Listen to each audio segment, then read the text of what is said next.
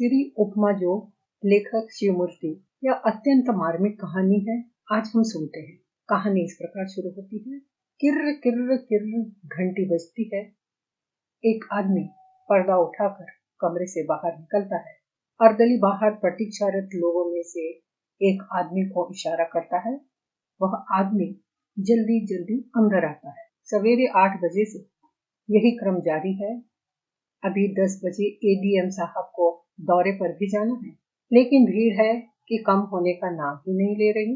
किसी की खेत की समस्या है तो किसी की सीमेंट की, किसी की चीनी की तो किसी की लाइसेंस की। समस्याएं ही समस्याएं। 9:45 बजे एक लंबी घंटी बजती है। प्रत्युत्तर में अर्दली भागा भागा भीतर जाता है। कितने मुलाकाती हैं अभी? हुजूर 7-8 होंगे। सबको एक साथ भेज दो। अगले ही क्षण कई लोगों का झुंड अंदर घुसता है, लेकिन 10-11 साल का एक लड़का अभी भी बरामदे में खड़ा है। अर्दली झुंझलाता है, जा जा, तू भी जा, मुझे अकेले में मिला दो। लड़का फिर मिनमिनाता है। इस बार अर्दली भड़क जाता है। आखिर ऐसा क्या है जो तू सवेरे से अकेले अकेले की रट लगा रहा है? क्या है इस चिट्ठी में? बोल तो, क्या चाहिए? चीनी, सीमेंट, मिट्टी का तेल? लड़का चुप रह जाता है। चिट्ठी वापस जेब में डाल लेता है। अर्दली लड़के को ध्यान से देख रहा है। मटमैली सी सूती कमीज और पायजामा, गले में लाल रंग का गमछा, छोटे कड़े खड़े रूखे बाल, नंगे पांव, धूल धसरित चेहरा मुरझाया हुआ। अपरिचित माहौल में किंचित संभ्रमित, अविश्वासी और कठोर, दूर देहात से आया हुआ लगता है। कुछ सोचकर अर्दली आश्वासन देता है, अच्छा, इस बार तू अकेले में मिल ले, लेकिन जब तक अंदर के लोग बाहर आए। साहब ऑफिस रूम से बेडरूम में चले जाते हैं। ड्राइवर आकर जीप पोंछने लगता है, फिर इंजन स्टार्ट करके पानी डालता है। लड़का जीप के आगे पीछे हो रहा है। थोड़ी देर में अर्दली निकलता है। साहब की मैगजीन, रूल, पान का डब्बा, सिगरेट का पैकेट और माचिस लेकर। फिर निकलते हैं साहब। धूप छाही चश्मा लगाए हैं, चेहरे पर अभिजात्य और गंभीरता ओढ़े हुए। लड़के पर नजर पड़ते ही पूछते हैं, हाँ बोलो बेटे, कैसे? लड़का सासा कुछ बोल नहीं पा रहा है। वह संभ्रम नमस्कार करता है। ठीक है। साहब जीप में बैठते हुए पूछते हैं, काम बोलो अपना, जल्दी, क्या चाहिए? अर्दली बोलता है, हुजूर, मैंने लाख पूछा कि क्या काम है, बताता ही नहीं। कहता है साहब से अकेले में बताना है। अकेले में बताना है तो कल मिलना, कल। जीप रेंगने लगती है। लड़का एक क्षण असमंजस में रहता है, फिर जीप के बगल में दौड़ते हुए जेब से चिट्ठी निकालकर साहब की गोद में फेंक देता है। ठीक है, बाद में मिलना, साहब एक चालू आश्वासन दे देते हैं। तब तक लड़का पीछे छूट जाता है, लेकिन चिट्ठी की गंवारू शक्ल उनकी उत्सुकता बढ़ा देती है। उसे आटे की लई से चिपकाया गया है। चिट्ठी खोलकर वे पढ़ना शुरू करते हैं। सरब श्री उपमा जो, खत लिखा लालू की माई की तरफ से। लालू के बप्पा को पांव छूना पहुंचे। अचानक जैसे करंट लग जाता है उनको। लालू की माई की चिट्ठी? इतने दिनों बाद? पसीना चुहचुहा आया है उनके माथे पर। सन्न, बड़ी देर बाद प्रकृतिस्थ होते हैं वे। तिरछी आंखों और बैक मिरर से देखते हैं। ड्राइवर निर्विकार जीप चलाए जा रहा है। अर्दली ऊँघते हुए झूलने लगता है। वे फिर चिट्ठी खोलते हैं। आगे समाचार मालूम हो कि हम लोग यहाँ पर राजी खुशी से हैं और आपकी राजी खुशी भगवान से नेक मनाया करते हैं। आगे लालू के बप्पा को मालूम हो कि हम अपनी याद दिलाकर आपको दुखी नहीं करना चाहते, लेकिन कुछ ऐसी मुसीबत आ गई है कि लालू को आपके पास भेजना जरूरी हो गया है। लालू 10 महीने का था तब आप आखिरी बार गांव आए थे। उस बात को 10 साल होने जा रहे हैं। इधर 2-3 साल से आपके चाचा जी ने हम लोगों को सताना शुरू कर दिया। किसी न किसी बहाने से हमको, लालू को और कभी कभी कमला को भी मारते पीटते रहते हैं। जानते हैं कि आपने हम लोगों को छोड़ दिया है, इसीलिए गांव भर में कहते हैं कि लालू आपका बेटा नहीं है। वे चाहते हैं कि हम लोग गांव छोड़कर भाग जाएं तो सारी खेती बाड़ी घर द्वार पर उनका कब्जा हो जाए। आज 8 दिन हुए आपके चाचा जी हमें बड़ी मार मारे। मेरा एक दांत टूट गया, हाथ पांव सूज गए। कहते हैं गांव छोड़कर भाग जाओ, नहीं तो महतारी बेटे का मूड काट लेंगे। अपने हिस्से का महुए का पेड़ वे जबरदस्ती कटवा लिए हैं। कमला अब 17 वर्ष की हो गई है।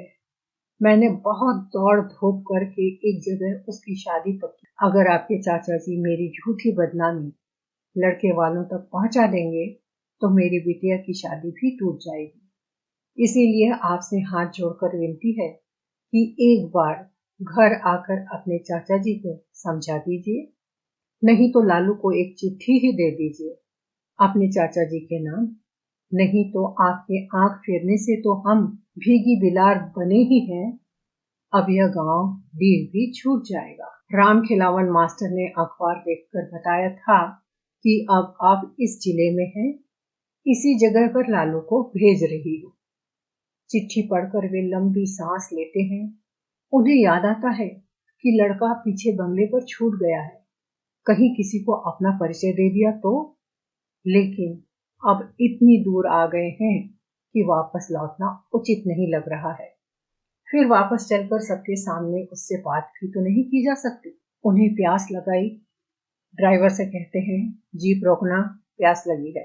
पानी और चाय पीकर सिगरेट सुलगाया उन्होंने। तब धीरे धीरे प्रकृतिस्थ हो रहे हैं। उनके मस्तिष्क में 10 साल पुराना गांव उभर रहा है।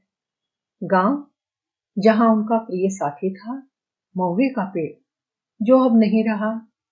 उसी की जड़ पर बैठकर सवेरे से शाम तक कंपटीशन की तैयारी करते थे वे। गांव जहां उनकी उस समय की प्रिय बेटी कमला थी, जिसके लाल लाल नरम होंठ कितने सुंदर लगते थे। महुए के पेड़ पर बैठकर कौवा जब कां कां बोलता तो जमीन पर बैठी नन्ही कमला दोहराती कां कां। कौवा थक हार कर उड़ जाता तो वह ताली पीट। अब सयानी हो गई है, अब सयानी हो गई है। उसकी शादी होने वाली है, एक दिन हो भी जाएगी। विदा होते समय अपने छोटे भाई का पांव पकड़कर रोएगी। बाप का पांव नहीं रहेगा पकड़कर रोने के लिए। भाई आश्वासन देगा कंधा पकड़कर, आफत विपत में साथ देने का। बाप की शायद कोई धुंधली सी तस्वीर उभरे उसके दिमाग में। फिर उनके दिमाग में पत्नी के टूटे दांत वाला चेहरा घूम गया। दीनता की मूर्ति, अति परिश्रम, कुपोषण और पति की निष्ठुरता से क्रश सूखा शरीर, हाथ पांव सूजे हुए मार से।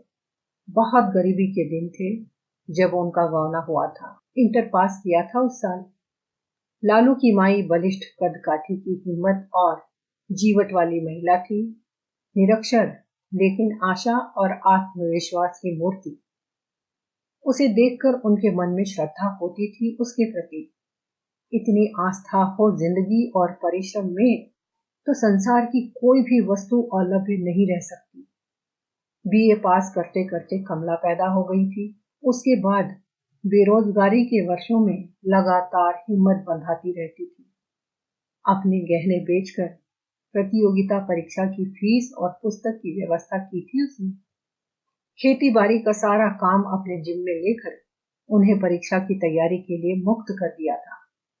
रबी की सिंचाई के दिनों में वे सारे दिन बच्ची को पेड़ के नीचे लिटाकर कुएं पर फुर हांका करती थी। बाजार से हरी सब्जी खरीदना संभव नहीं था, लेकिन छप्पर पर चढ़ी हुई नेनुआ की लताओं को वह अगहन पूस तक बाल्टी भर भर कर सींचती रहती थी, जिससे उन्हें हरी सब्जी मिलती रहे। रोज सवेरे ताजा रोटी बनाकर उन्हें खिला देती और खुद बासी खाकर लड़की को लेकर खेत पर चली जाती थी। एक बकरी लाई थी वह अपने मायके से, जिससे उन्हें सवेरे थोड़ा सा दूध या चाय मिल सके। रात को सोते समय पूछती, अभी कितनी किताब और पढ़ना बाकी है साहबी वाली नौकरी पाने के लिए। वे उसके प्रश्न पर मुस्कुरा देते। कुछ कहा नहीं जा सकता, सारी किताब पढ़ लेने के बाद भी जरूरी नहीं कि साहब बन ही जाए। वह कहती, ऐसा मत सोचा करिए। वह कहती, मेहनत करेंगे तो भगवान उसका फल जरूर देंगे। यह उसी की त्याग, तपस्या और आस्था का परिणाम था कि एक ही बार में उनका सिलेक्शन हो गया था। परिणाम निकला तो वे खुद आश्चर्यचकित थे। घर आकर एकांत में पत्नी को गले से लगा लिया था। वाणी अवरुद्ध हो गई थी। उसको पता लगा तो वह बड़ी देर तक निस्पंद रोती रही, बेआवाज। सिर्फ आंसू झरते रहे थे। पूछने पर बताया, खुशी के आंसू हैं यह। गांव की औरतें ताना मारती थी कि खुद धोएगी गोबर और भतार को बनाएगी कप्तान। लेकिन अब कोई कुछ नहीं कहेगा। मेरी पत बच गई। वे भी रोने लगे थे उसका कंधा पकड़कर। जाने कितनी मनौतियां माने हुए थी वह। सत्यनारायण, संतोषी, शुक्रवार, विंध्याचल सब एक एक करके पूरा किया था। जरा जीर्ण कपड़े में पुलकती घूमती उसकी छवि, जिसे कहते हैं राजपाट पा जाने की खुशी। सर्विस ज्वाइन करने के बाद 1-1.5 साल तक वे हर माह के द्वितीय शनिवार और रविवार को गांव जाते रहे थे। पिता, पत्नी, पुत्री सबके लिए कपड़े लत्ते तथा घर की अन्य छोटी मोटी चीजें जो अभी तक पैसे के अभाव के कारण नहीं थी, वे एक एक करके लाने लगे थे। पत्नी को पढ़ाने के लिए एक ट्यूटर लगा दिया था। पत्नी की देहाती ढंग से पहनी गई साड़ी और घिसे पीटे कपड़े उनकी आंखों में चुभने लगे थे। 1-2 बार शहर ले जाकर फिल्म वगैरह दिखा लाए थे, जिसका अनुकरण वह अपने में अवश्य सुधार ले आए। खड़ी बोली बोलने का अभ्यास कराया करते थे। लेकिन घर गृहस्थी के अथाह काम और बीमार ससुर की सेवा से इतना समय वह नहीं निकाल पाती जिससे पति की इच्छा के अनुसार अपने में परिवर्तन ला पाती। वह महसूस करती थी कि उसके गंवारपन के कारण वे अक्सर खींच उठते और कभी कभी तो रात में कहते, उठकर नहा लो और कपड़े बदलो, तब आकर सो। भूसे जैसी गंध आ रही है तुम्हारे शरीर से। उस समय वह कुछ न बोलती, चुपचाप आदेश का पालन करती। लेकिन जब मनोनुकूल वातावरण पाती तो मुस्कुराकर कहती, अब मैं आपके जोग नहीं रह गई हूँ। कोई शहराती मेम ढूंढिए अपने लिए। क्यों, तुम कहाँ जाओगी? जाऊंगी कहाँ? यहाँ रहकर ससुर जी की सेवा करूंगी, आपका घर द्वार संभालूंगी। जब कभी आप गांव आएंगे आपकी सेवा करूंगी। तुमने मेरे लिए इतना दुख झेला है, तुम्हारे ही पुण्य प्रताप से आज मैं धूल से आसमान पर पहुंचा हूँ। गाढ़े समय में सहारा दिया है। तुम्हें छोड़ दूंगा तो नरक में भी जगह न मिलेगी मुझे। लेकिन उनके अंदर उस समय भी कहीं कोई चोर छिपा बैठा था जिसे वे पहचान नहीं पाए। जिस साल लालू पैदा हुआ उसी साल पिताजी का देहांत हो गया। क्रिया कर्म करके वापस गए तो मन गांव से थोड़ा थोड़ा उचटने लगा था। दो बच्चों की प्रसूति और कुपोषण से पत्नी का स्वास्थ्य उखड़ गया था। शहर की आबोहवा तथा साथी अधिकारियों के घर परिवार का वातावरण हीन भावना पैदा करने लगा था। जिंदगी के प्रति दृष्टिकोण बदलने लगा था। गांव कई महीनों बाद आने लगे थे और आने पर पत्नी जब घर की समस्याएं बताती तो लगता ये किसी और की समस्याएं हैं, इनसे उन्हें कुछ लेना देना नहीं है। वे शहर में अपने को अनमैरिड बताते थे। इस समय तक उनकी जान पहचान जिला न्यायाधीश की लड़की ममता से हो चुकी थी और उसके सानिध्य के कारण पत्नी से जुड़ा रहा सहा रागात्मक संबंध भी अत्यंत क्षीण हो चला था। 3-4 महीने बाद फिर गांव आए तो पत्नी ने टोका था, इस बार काफी दुबले हो गए हैं, लगता है काफी काम रहता है, बहुत गुमसुम रहने लगे हैं, क्या सोचते रहते हैं। वे टाल गए थे। रात में उसने कहा, इस बार मैं भी चलूंगी साथ में, अकेले तो आपकी देह गल जाएगी। वे चौंक गए थे। लेकिन यहाँ की खेती बाड़ी घर दुआर कौन देखेगा? अब तो पिताजी भी नहीं रहे तो खेती बाड़ी के लिए अपना शरीर सुखाइएगा। तुम तो फालतू में चिंता करती हो। लेकिन वह कुछ और सुनना चाहती बोली थी, फिर आप शादी क्यों नहीं कर लेते वहाँ किसी पढ़ी लिखी लड़की से? मैं तो शहर में आपके साथ रहने लायक भी नहीं हूँ। कौन सिखाता है तुम्हें इतनी बातें? सिखाएगा कौन? यह तो सनातन से होता आया है। मैं तो आपकी सीता हूँ। जब तक वनवास में रहना पड़ा साथ रही, लेकिन राजपाट मिल जाने के बाद तो सोने की सीता ही साथ में सोएगी। लालू के बाबू, सीता को तो आगे भी वनवास ही लिखा रहता है। चुपचाप सो जाओ, उन्होंने कहा, लेकिन सोई नहीं वह। बड़ी देर तक छाती पर सिर रखकर पड़ी रही।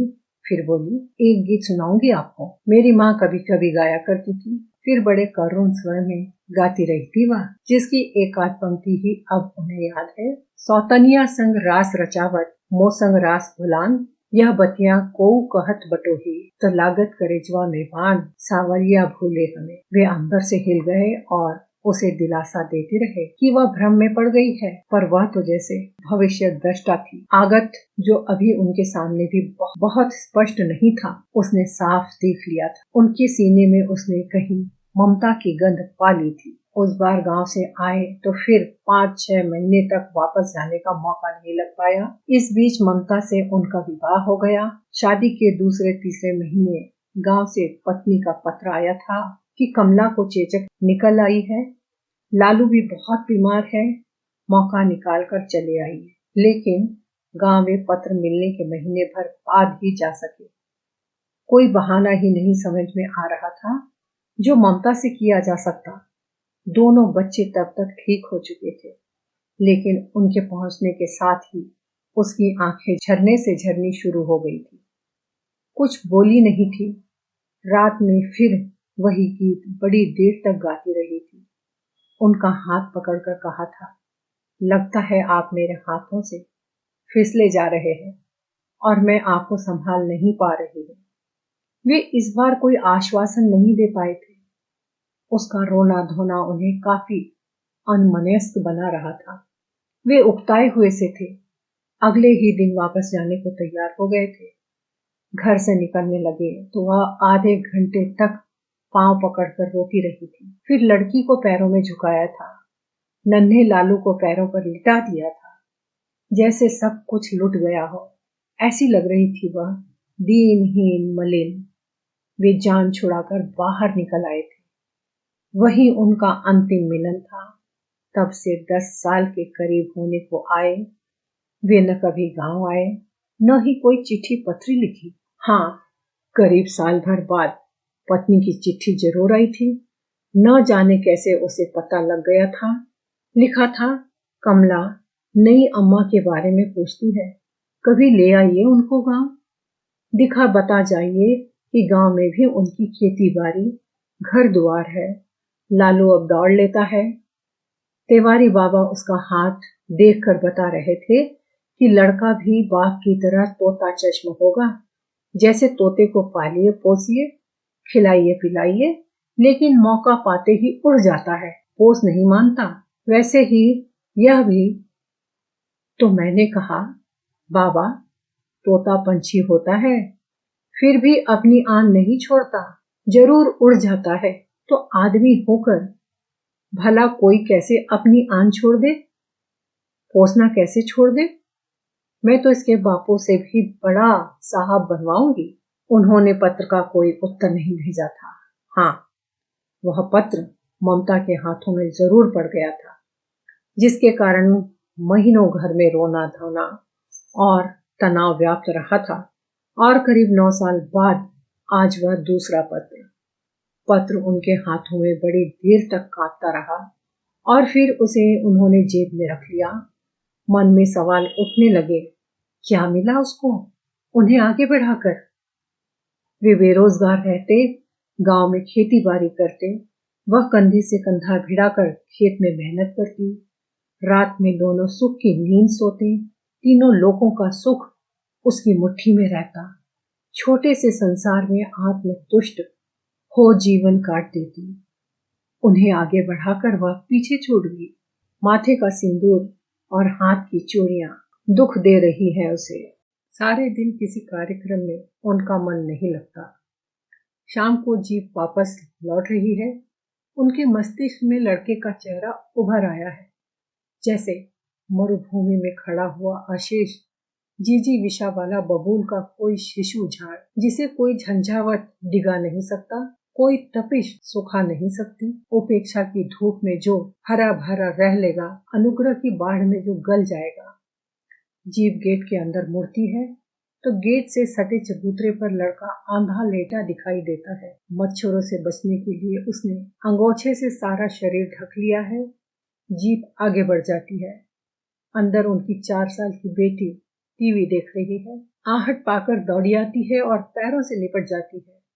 फिर महत्वपूर्ण सूचना देती है तर्जनी उठाकर, पापा पापा, वो बदमाश लड़का बरामदे तक घुस आया था। मम्मी पूछती तो बोलता नहीं था, भगाती तो भागता नहीं था।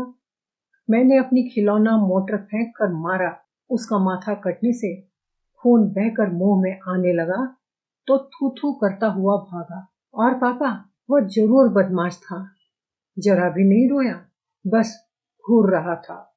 बाहर चपरासियों के लड़के मार रहे थे, लेकिन मम्मी ने मना करवा दिया। वॉश बेसिन की तरफ बढ़ते हुए वे ममता से पूछते हैं, कौन था? शायद आपके गांव से आया है, भेंट नहीं हुई क्या? मैं तो अभी चला आ रहा हूँ। कहाँ गया? नाम नहीं बताता था, काम नहीं बताता था, कहता था सिर्फ साहब को बताऊंगा। फिर लड़के तंग करने लगे तो बाहर चला गया। कुछ खाना पीना? पहले यह बताइए वह है कौन? एकाएक ममता का स्वर कर्कश और तेज हो गया। उस चुड़ैल की औलाद तो नहीं जिसे आप गांव का राजपाट दे आए हैं? ऐसा हुआ तो खबरदार जो उसे गेट के अंदर भी लाए, खून पी जाऊंगी। वे चुपचाप ड्राइंग रूम में आकर सोफे पर निढाल पड़ गए। चक्कर आने लगा है, शायद रक्तचाप बढ़ गया है। बाहर फागुनी जाड़ा बढ़ता जा रहा है। सवेरे उठकर वे देखते हैं चबूतरे पर गांव नहीं है। वे चैन की सांस लेते हैं और इसी के साथ ही यह कहानी यहाँ पूरी होती है।